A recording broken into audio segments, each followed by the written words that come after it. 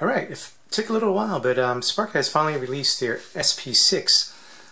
This is their new light that features 5 XML LEDs in T6 bin and cool white output.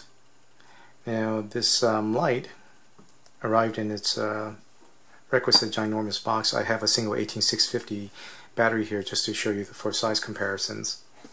Flipping this open, the light came with the instruction sheet in both English and Chinese. There is what looks to be like a notebook adapter for charging purposes. It pumps out 25.2 volts at 1 amp. There are 2 spare O-rings, a large one and a small one. Small one goes over the charging port. This shoulder strap, which should come in very handy because this is a pretty large light and hefty with 6 batteries installed. And finally, there was this what looks to be a keychain ring that was attached to the tail cap. I'm not exactly sure what purpose this serves, but I'll get into that in my written review. Okay, with the box out of the way. So, SP flashlights generate a buzz when they first disclose the Spark flashlight. Initially, it was still in raw aluminum form. This finalized version has anodized HA3 anodizing, and of course the main draw is how the arrangement of those 5 XMLs. You have one placed here in the center in a very shallow reflector, so this contributes to the flood of the light, and then you have the other 4 that are inserted directly underneath that bar, if you will, that are pointed sideways. So the idea is that it will hit the reflector and shoot out, thereby contributing to the throw of the light. Right, so you can see that's the second one, the third one, and the fourth one. It's a very interesting concept. While now the quad, or I should say multi-reflector, is not necessarily anything new. I believe this is the first application that made it into a finalized production light, although others will correctly point out that this idea has been conceived before. You can search on the forums, there's a few discussions going on about that. Now at the head of the light, this bezel is actually removable. Again, I'll get into that in my formal review, but you'll notice that there are these fine threads here, and the reason this was done was it can accept 82mm sized camera lens filters. I don't have any to test with, but I eventually may acquire some, and if I do, I'll put that into my review as well. The lens is AAR coated, although I'm hard pressed to see the reflections of it, but I'll take their word for it that it's there. Now, at the head of the light, there are these heat fins here with this clip that is actually removable. As you can see, there is a gap here. I'm not going to get into that now, but right after that is these heat fins. During my runtime testing, this light will get very hot. It hit about 130 degrees Fahrenheit, a little above that. So most of it was concentrated in the center here, right in line with the button and the battery power indicator. Now speaking of that indicator, when you first insert the battery carrier and you twist the head on, it'll actually do a voltage check. I don't know what each bar exactly represents. I haven't tested that out yet, but again, I'll be sure to mention that in my review. Now the thing is that this battery indicator will stay on constantly. I have not seen it gone off yet in my testing. And here we have a soft touch electronic switch. This is not a clicky in the traditional sense, rather it's an electronic switch that when depressed slightly, get a white sheet of paper here so you could get a better idea of the beam pattern. The light, putting the watch there so that autofocus has something to focus on. Okay. Okay, a soft press will turn the light on and off. And then you press and hold to cycle through the modes. Low, medium, medium 2, max. Okay, let me just get down a little bit further so that you could actually see the beam pattern. I don't know if you're noticing it, but on low there's definitely a PWM being utilized. The beam is actually all things considering, pretty artifact free. If anything, there may be sort of like a cross pattern, which again, I'm not sure if it actually comes out in the video, but you could actually see it. It's almost like a cloverleaf pattern where there's a dark band here and there are these 4 cloverleafs there. Now this is on auto white balance, so that is actually not as blue as I'm seeing it, perhaps that you're seeing it. There actually is perhaps a very, I wouldn't say very noticeable, but there is a noticeable green dark center, but I'll get into more of that later in my beam shots. Now there is a strobe mode as well.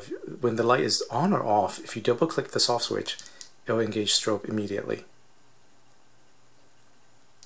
Interesting enough, this is probably like one of the few lights, perhaps the only light that I'm aware of, in my collection that is, that actually memorizes the strobe.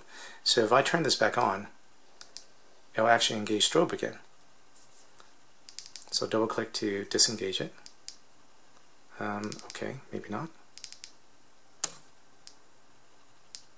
Okay, single click to disengage it. The modes, last few modes is actually memorized, provided like once you leave it on for 30 seconds in that mode, and it is retained through battery changes as well. So if I went through battery change, re-engaged it, turn back on the light, it will come on in that mode. Okay, so that covers the UI portion of the light. Now, design and features wise, there are these grooves and there are some minor texturing here. I quite like this because it fits the hand really well, at least where the fingers goes. Although it is a big and hefty light, balance isn't too bad. No matter what, given the large turbo head, it is head heavy, so there is a bias towards the head, but it's not too bad. This is how it feels like an overhead grip. Although I'd imagine one would obviously employ the overhand grip so that they could easily change modes while they're at it. And again, there are multiple grooves for your fingers to go through for a comfortable grip. Right. Finally, we get to the tail gap and the charging port. So as mentioned, there was a cover over the charging port to help with water resistance. With that removed, you would insert the adapter there and it starts charging, and depending on what the voltage is, this will actually reflect the state of the batteries while it's charging. And let me get in a close-up shot, hold on, let the autofocus catch up. There is that O-ring there that I had mentioned before previously about the sphere that helps with water resistance. I'll conduct some, I guess, a dunking and report back on how well this holds up. Now, removing the head, we will see the battery carrier that holds 6 18650 size batteries. These batteries are all arranged in the same direction. Right? Positive is always towards this positive spring here. However, though, this is not wired in parallel. This is most definitely wired in series. The combined voltage of freshly charged batteries should be about 25.2 plus or so, indicating 6 times 4.2 volts. Alright, so these are X-Tar 18700s. They are a very tight fit, and again, I always explicitly choose these because to ensure whether or not the carriers are compatible. There are positive nodules here in the battery carrier, so one could use flap tops. But again, given the multi-cell arrangement, I would strongly advocate that they be protected cells.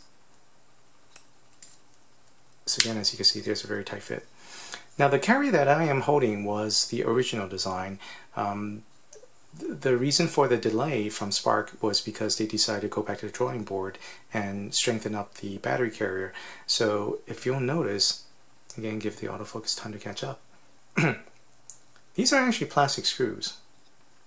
Now I just got the light in, so I'm not sure, the background behind these screws or why they were explicitly selected in the first place. Given that in the head there are metal screws here, but the reason why the delay was contributed to this was because they redesigned the carrier so that there are now metal screws on both ends. Now, as part of the delay, they did also decide to include 6 perfectly matched batteries as part of the purchase. So these came heat shrink wrapped. I haven't removed them yet, so I can't really tell what cells they are, other than that they're lithium ions. They charge up to also about 25.29 volts or so, so indicating 4.2 volts max. And I may eventually get to removing these and document what kind of batteries those are in the review. And the positive spring here does go into this positive contact point, and the tube carries the negative path through the edge here, which is transmitted through the tube. Now, removing the tail cap on the side, you'll see there are 2 springs here actually. So I'm not certain, I haven't had time to test out what each path carries or does, but I'll get into that later on in my written review.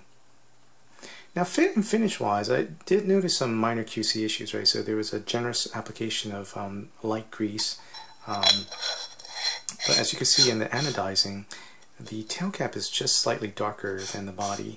It's like more of a shinier finish versus this nice flat finish on the tube as well as the head. Also, I did notice very minor grittiness in the threads. And on my particular sample, there looks to be missing anodizing that was sharpied over. But beyond that, the light does feel tremendously solid. I mean, you know, medieval times, one could have easily used this as a mace, or I'm not going to get into violence here, but as a weapon. So the laser engraving is extremely sharp with no blotchiness whatsoever. And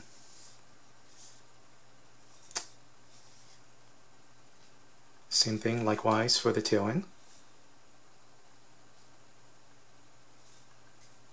Okay, so more details to come in my full written review, but I did want to get this video out there because a lot of people were curious about how the XMLs were arranged, as well as the beam pattern. How well does it throw? It's again, I did measure output. They claim 3,500 lumens. I measured on my PVC LMD about 3,200-ish, but again, more testing to come.